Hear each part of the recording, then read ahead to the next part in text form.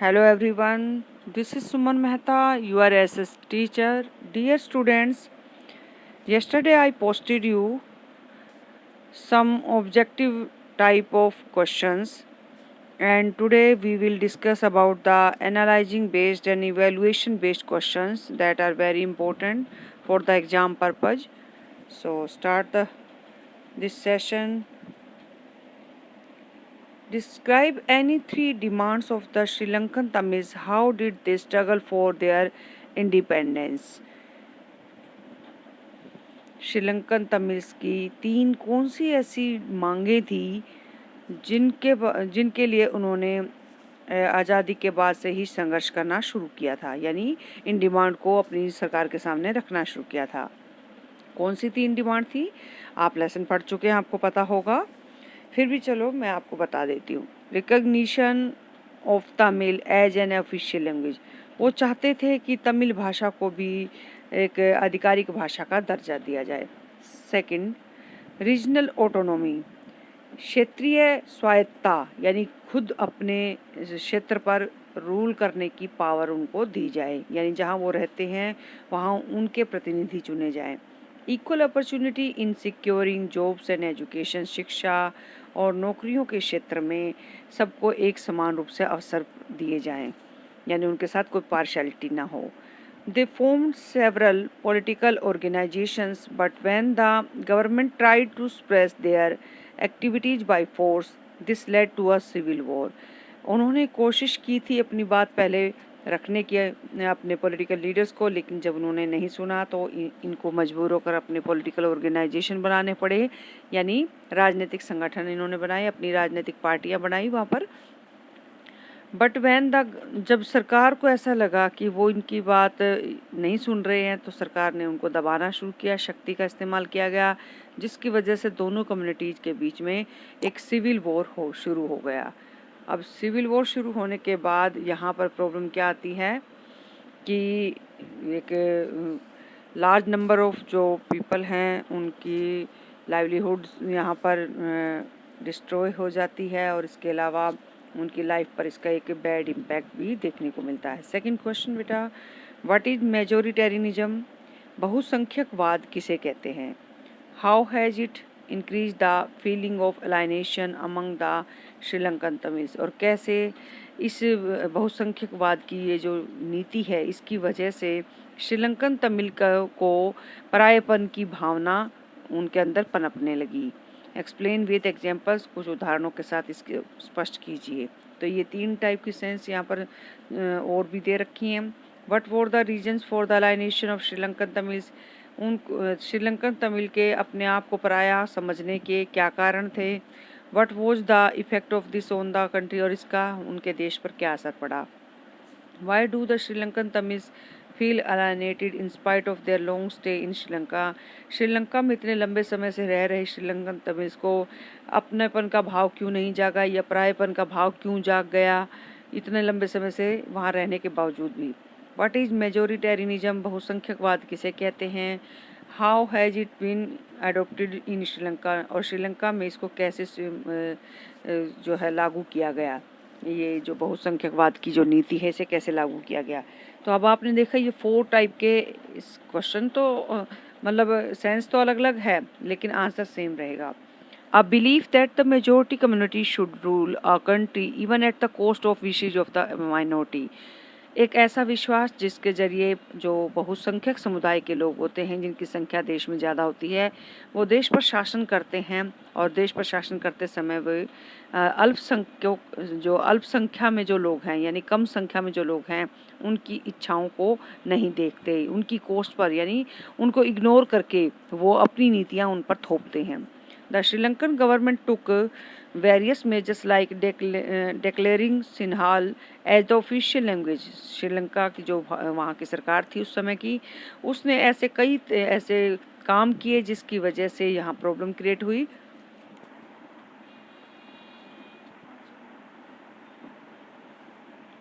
और जो state government है, यानी देश की जो सरकार है, वो बौद्धिज्म जो धर्म है वहाँ का जो रिलीजन है उसको न केवल सुरक्षा देगी बल्कि उसको आगे भी बढ़ाएगी। फोस्टर का मीनिंग है इसका प्रचार प्रसार करना, उसको आगे बढ़ाना।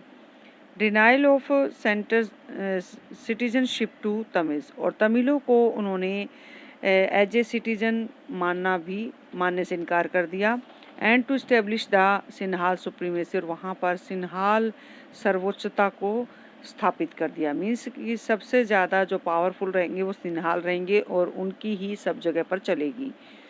All these measures created a feeling among the Tamils that political parties led by the Buddhist Sinhal leaders were not sensitive to their language and culture. ये सारे तरीके वो थे जिसकी वजह से तमिल लोगों के मन में एक अलाइनेशन की फीलिंग आई, परायेपन का भाव आया, और जिसको जो उस समय के जो बुद्धिस्ट सिन्हाल लीडर्स थे या उनकी जो पॉलिटिकल पार्टी थी उन्होंने ध्यान नहीं दिया और इनकी लैंग्वेज और इनके कल्चर को इग्नोर करना शुरू कर दिया, जिसकी वजह से प्रॉब्लम आगे बढ़ गई। नेक्स्ट देखिए बेटा point, they felt that the constitution and the government policies denied them equal political rights. उन्होंने महसूस किया कि इन्होंने तमिल लोगों ने कि जो संविधान है उस देश का और जो सरकार की जो नीतियां हैं वो सरासर जो है इक्वल पॉलिटिकल राइट्स देने से मना कर रही हैं, यानी तमिल्स को बराबर के राजनीतिक अधिकार नहीं दिए गए थे। When they tried to raise their demand, जब उन्होंने अपनी बात रखी सरकार के सामने, अपनी डिमांड्स को रखा, अपनी आवाज़ उठाई, the government used force to suppress their demand which led to a long civil war। तो ऐसे में सरकार ने उनकी कोई बात नहीं सुनी बल्कि उनकी डिमांड्स को दबाने की कोशिश की और इस टाइप से दबाया कि दोनों कम्युनिटी के बीच में एक लंबा गृह युद्ध शुरू हो गया और जिसकी वजह से एक लॉन्ग टाइम जो है डिस्ट्रक्शन की शुरुआत हो गई। तो अब आप यहाँ पर देख पा रहे हैं कि आगे ये एक और इम्पोर्टेंट क्वेश्चन है, explain the vertical division of powers by giving examples from India. तो ये आपका पहले करवाया जा चुका है, वर्टिकल पावर शेयरिंग कैसे होती है, गवर्नमेंट के जो अलग अलग लेवल्स होते हैं उनमें पावर शेयर करना और कॉन्स्टिट्यूशनल जो है इसमें प्रोविजंस को राइट डाउन करके उन पावर्स को एज ए गारंटी देना। इन सब चीज़ों को आप अपने लेवल पर एक बार कर लीजिएगा, हॉरिजेंटल पावर शेयरिंग हो या फिर ये वर्टिकल हो। लेकिन हालांकि यहाँ पे एक क्वेश्चन जो है हॉरिजेंटल पावर शेयरिंग का जो दिया हुआ है उसमें मैं आपको ये बताना चाहूँगी कि जो हॉरिजेंटल पावर शेयरिंग थी उसके रीज़न क्या होते हैं, क्यों देनी चाहिए हॉरिजेंटल पावर शेयरिंग। शायद ये क्वेश्चन कहीं पर मिले और कई बच्चों को ना भी मिले, इसलिए बता रही हूँ। हॉरिजेंटल पावर शेयरिंग क्या होती है, different organs of the government में जो पावर शेयर की जाती है, लेजिस्लेचर, एग्जीक्यूटिव और जुडिशरी में इक्वली पावर डिस्ट्रीब्यूशन सिस्टम को हम हॉरिजेंटल पावर शेयरिंग फॉर्मूला कहते हैं। ये क्यों देनी होती है, क्योंकि गवर्नमेंट के जो 3 ऑर्गन होते हैं वो सेम लेवल पर होते हैं और सेम अगर उनको सेम जो अपॉर्चुनिटीज़ या सेम पावर्स नहीं दी जाएंगी तो प्रॉब्लम क्रिएट होगी। The power distribution ensures that no organ enjoy unlimited powers. इन तीनों को बराबर शक्तियाँ देने का मतलब भी यही है कि इनमें से कोई भी एक अपनी पावर्स को मिसयूज ना करे। तीनों ऑर्गन अपने एक दूसरे के ऊपर चेकआउट रखते हैं, नज़र रखते हैं, जिसकी वजह से वो पावर का बैलेंस बना रहता है। Each organ exercise a check on the others. हर ऑर्गन दूसरे के ऊपर नज़र रखता है, thus this results in a balance of power, जिससे शक्ति का संतुलन बना रहता है। तो ये तो था बेटा कुछ एक जो ज़्यादा इम्पोर्टेंट क्वेश्चन हैं जो कि इवैल्यूएशन बेस्ड हैं और एनालाइज बेस्ड हैं, और कुछ और भी हैं जो कि मैं अब आपको यहाँ पर दिखाने जा रही हूँ, आप देख सकते हैं। Describe with examples the way in which power can be shared among different social and linguistic groups। कैसे अलग अलग सामाजिक समूहों और भाषाई समूहों में शक्ति का विभाजन किया जाता है, उदाहरण देकर समझाना। 2010 में ये क्वेश्चन आ चुका है। In some countries there are constitutional or legal arrangements for the representation of social weaker sections and women in legislatures and administration. कुछ ऐसे देश भी हैं वर्ल्ड में जहाँ पर संवैधानिक रूप से या कानूनी प्रबंध इस तरीके से किए गए हैं कि जो समाज के कमज़ोर वर्ग के लोग हैं और जो औरतें हैं उनको विधान पालिकाओं में और प्रशासकीय विभागों में एक समुचित अवसर दिया जाए प्रतिनिधित्व करने का और रिप्रेजेंटेशन देने का, यानी उनको आगे लाने की कोशिश की गई है। और उनमें शामिल हैं भारत जैसा देश भी, जहां पर स्केड्यूल कास्ट और स्केड्यूल ट्राइब को भी रिजर्वेशन की सुविधा मिली हुई है। उनके लिए अलग से कॉन्स्टिट्यूएंसीज जो है पार्लियामेंट में और स्टेट असेंबलीज में फिक्स की गई हैं। These measures are meant to provide them space in government and administration। ये जो मेजर्स किए गए यानी ये जो तरीके अपनाए गए हैं ये इसलिए अपनाए गए हैं कि सरकारी विभागों में और प्रशासकीय विभागों में उनके लिए जगह बनाई जा सके। This would also prevent there feeling of alienation from government. ये इसलिए भी मददगार है इस टाइप का काम कि ये सरकार के प्रति उनके जो परायेपन का जो भाव होता है कि हमें कोई नहीं पूछता, उस भाव को ख़त्म करता है। शक्ति का विभाजन अगर संतुलित रूप से अगर किया जाए तो सभी कैटेगरी के लोग उससे सेटिस्फाइड रहते हैं और कोई प्रॉब्लम ज़्यादा उठती नहीं है वहाँ पर। In Belgium, the community government provides equal representation in government to different linguistic groups of Dutch। Belgium में आपने देखा कि कम्युनिटी गवर्नमेंट का फॉर्मेशन करके इक्वल रिप्रेजेंटेशन को इंश्योर किया गया गवर्नमेंट की जितनी भी बॉडी थी वहाँ पर, और उसमें कौन कौन से लिंग्विस्टिक ग्रुप्स को शामिल किया गया जो कि वहाँ पर रहते थे, यानी डच, फ्रेंच और जर्मन स्पीकिंग पीपल तीनों को यहाँ पर कम्युनिटी गवर्नमेंट का हिस्सा बनाया गया ताकि इनके जो क्लैशेज हैं वो लोअर लेवल पर ही सॉर्ट आउट हो जाए, उनका सॉल्यूशन निकल जाए और आगे चलकर वो एक बिगर प्रॉब्लम में कन्वर्ट ना हो। अब नेक्स्ट क्वेश्चन देखिए बेटा, differentiate between community government in Belgium and majoritarian government in Sri Lanka. Belgium की जो कम्युनिटी सामुदायिक सरकार है, ठीक है, और जो श्रीलंका की जो मेजोरिटेरियन यानी बहुसंख्यक सरकार है, इन दोनों में अंतर स्पष्ट करना। इस टाइप का क्वेश्चन भी एक इम्पोर्टेंट क्वेश्चन के रूप में होता है बेटा, इसको आप साथ साथ कवर कीजिए। The government was based on the principle of federalism. जो बेल्जियम की कम्युनिटी गवर्नमेंट है बेटा वो फेडरलिज्म के प्रिंसिपल पर बेस्ड है, यानी संघीय व्यवस्था को साथ लेकर चल रही है। यहाँ पर अलग अलग स्टेट्स हैं और अलग अलग स्टेट्स की अलग अलग पावर उनको दी गई है जिससे कि इक्वल पावर शेयर की गई है। जबकि गवर्नमेंट जो श्रीलंका में बनाई गई थी वो यूनिटेरी गवर्नमेंट थी जिसमें सेंट्रल गवर्नमेंट की ज़्यादा चलती है और जो उसकी सब यूनिट्स होती हैं उनकी कोई सुनवाई नहीं होती। The government recognise the existence of regional differences and cultural diversities. यहाँ की जो सरकार थी बेल्जियम की, उसने जो क्षेत्रीय विभिन्नताएं थी और जो सांस्कृतिक विभिन्नताएं थी उनको पहचाना और उनको उचित सम्मान भी दिया, जिससे कि प्रॉब्लम वही ख़त्म हो गई।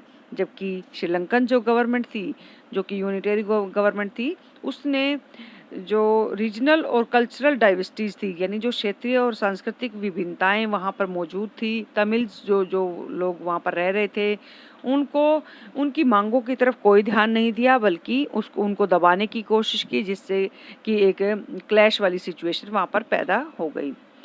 By respecting the feeling and interest of the different communities, country was able to maintain unity of the country।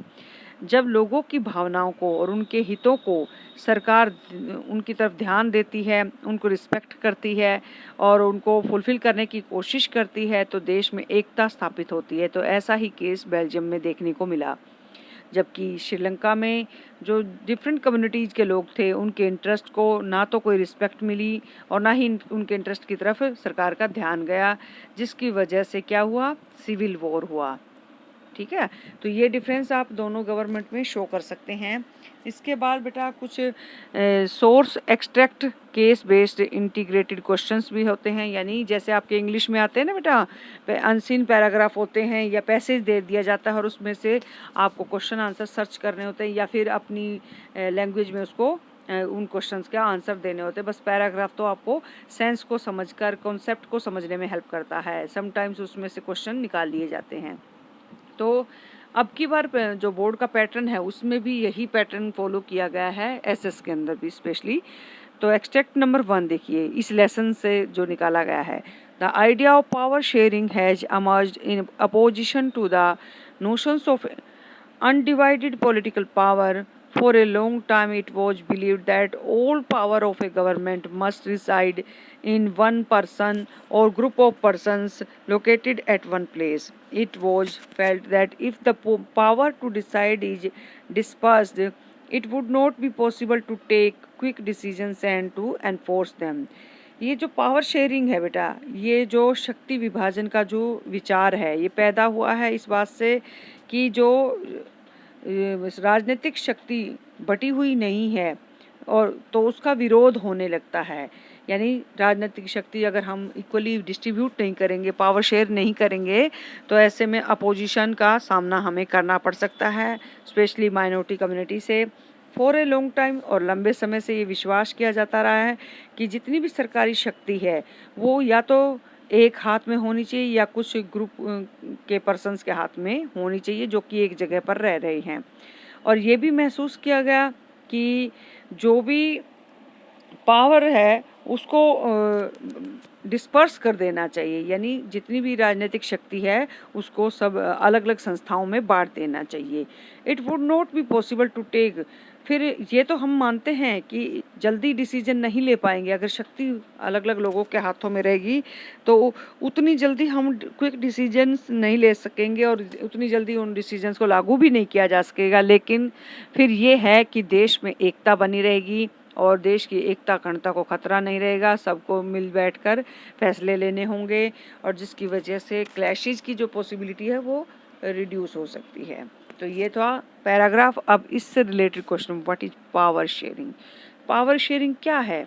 एक अरेंजमेंट है, एक ऐसी व्यवस्था है जिसके जरिए अलग अलग संस्थाओं में, अलग अलग राजनीतिक दलों में, अलग अलग दबाव समूहों में और जो आंदोलन हैं और जो सामाजिक समूह के सदस्य हैं उनमें शक्ति को बांट दिया जाता है ताकि ये सुनिश्चित किया जा सके कि शक्ति का दुरुपयोग नहीं होगा एक हाथ में। तो ये तो था पावर शेयरिंग की वो एक डेफिनेशन। फिर नेक्स्ट क्वेश्चन इसी से मिलता जुलता पूछा गया है, do you think power sharing is good for a nation? क्या आप समझते हैं कि शक्ति का विभाजन एक देश के लिए अच्छा होता है? Justify by giving one reason. Under this the people and the leaders of the nation respect the feelings and interest of the different communities and regions. जब शक्ति को बांटा जाता है तो लोगों को, नेताओं को जो एक रिस्पेक्ट की फीलिंग आती है एक दूसरे के लिए, और इससे जो है डिफरेंट कम्युनिटीज और जो रीजन्स के लोग होते हैं उनके इंटरेस्ट को फुलफिल करना पॉसिबल होता है। तो ये एक अच्छी बात भी है। डू यू थिंक का यहाँ पर आंसर नहीं दिया गया, आप लिख सकते हैं yes we think that power sharing is good for a nation because it fulfils the aspirations, interest and it respects the feelings of the different communities and regions. आप ये आंसर राइट डाउन यहाँ पर कर सकते हैं। Next extract दिया गया है बेटा आपका, power sharing arrangements can also be seen in the way political parties, pressure groups and movements control और इन्फ्लुएंस दोज इन पावर।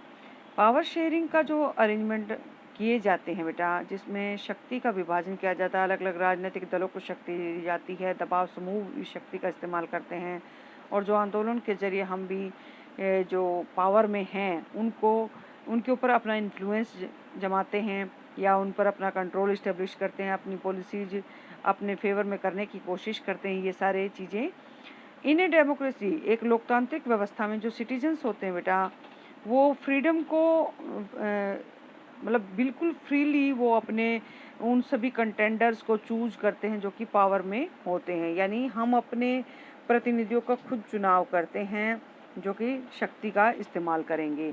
और जो समकालीन हमारी लोकतांत्रिक व्यवस्थाएं हैं यहाँ पर ये जो रूप देखने को मिलता है कि डिफरेंट पॉलिटिकल पार्टीज इलेक्शन में कंटेस्ट करती हैं और वो कंपटीशन करती हैं एक दूसरे के खिलाफ, यानी चुनावी प्रतियोगिता में भाग लेती हैं, चुनाव में भाग लेती हैं।